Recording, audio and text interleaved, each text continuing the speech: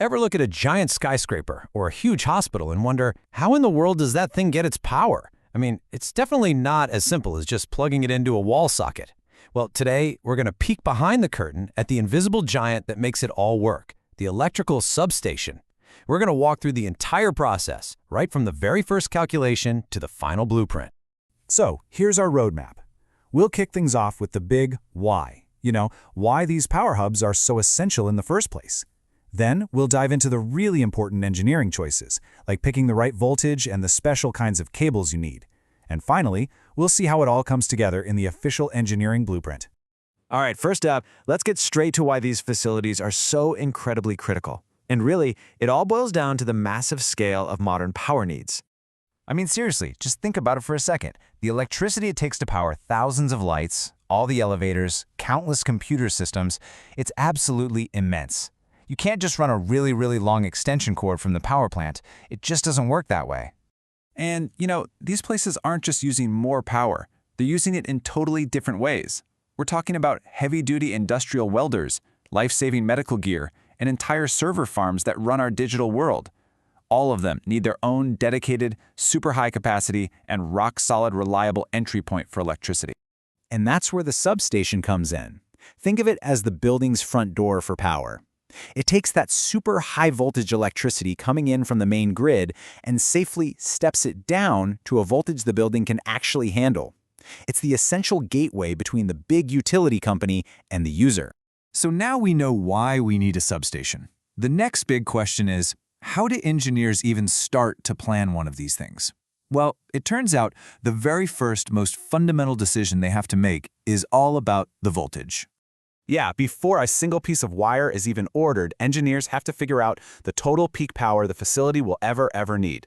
This magic number is called the contract power, and pretty much every other decision that comes after it depends on this one calculation. It's the bedrock of the whole design. In this chart here, it shows you that relationship perfectly. It's all based on the utility company's rules. That contract power, you can think of it as the building's total electrical appetite. It directly tells you what voltage you're going to get. So for a pretty small operation, say under 1,000 kVA, you might get regular low voltage. But for a big factory needing 5,000 kVA, the utility company is going to give you a direct line of 22,900 volts. And that is a whole different ballgame. Okay, so we've got our voltage figured out, but how do you physically get that much power from the grid into the building? Well, you're going to need a very special kind of cable. This thing is like the main artery for the entire system. And let me tell you, this is absolutely not the kind of wire you have behind your TV. Not even close. It's a seriously engineered piece of hardware built up in these distinct layers to safely handle those incredible electrical forces. So let's peel it back and take a look inside. Right at the very heart of it, you have the conductor. That's what's carrying the current. Then, wrapped all around that is a really thick layer of insulation, often something called cross-linked polyethylene, and its whole job is to keep all that crazy voltage contained. After that comes a metallic shield to manage the electric field, and then finally you've got a tough outer sheath to protect the whole thing from moisture, dirt, you name it. Every single one of these layers is absolutely critical for it to work safely and correctly. All right, so once that powerful current is safely inside the substation, it needs to be distributed.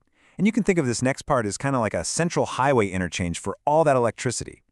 This is what's known as a busbar system. It's basically a series of thick, conductive metal bars where all that incoming power arrives. And from this one central spot, that power gets routed out to all the different transformers and circuits that feed the rest of the facility.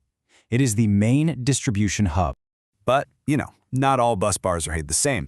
Engineers have to make a choice, and it's based on that classic engineering trade-off, balancing cost against reliability. Let's take a look at the two most common designs you'll see.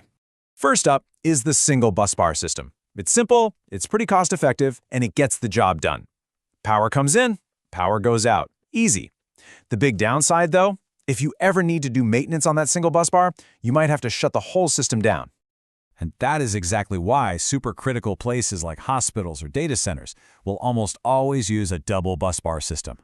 Yeah, it's more complicated, and it's definitely more expensive, but think about it. When a single hour of downtime for a data center can cost millions of dollars, that extra reliability isn't a luxury, it's an absolute necessity.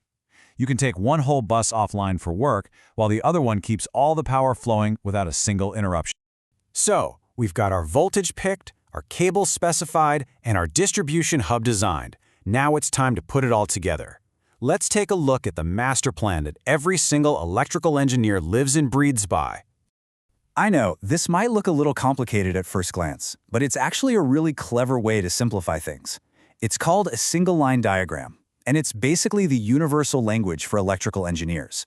It shows the entire flow of power, from the grid all the way to the building's equipment, all on one page.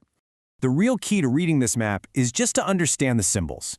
Each little drawing represents a critical piece of the puzzle. So let's go ahead and decode the three most important ones right now. First one you'll see is TR, which stands for transformer. This is the absolute heart of the substation. This is the device that does all the heavy lifting of converting, say, that 22,900 volts from the utility company into a much more usable 380 or 220 volts that the building's lights and machines can actually handle.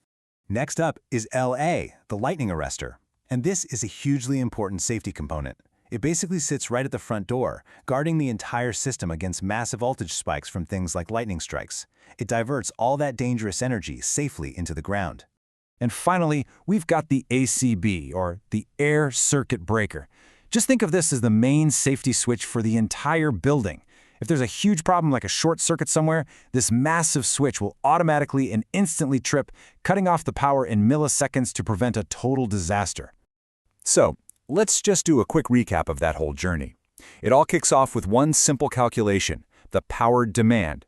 That number dictates the voltage you get. That high-voltage power then travels through these highly specialized, multi-layered cables into a busbar system, which acts as the main distribution hub. And finally, the whole thing is mapped out on that single-line diagram, the universal blueprint for how every single component works together. So there you have it. From one little calculation to a complex web of safety and distribution, the substation is a true marvel of engineering that's just hidden in plain sight. It really makes you wonder, what other invisible systems are out there, quietly making our modern world work?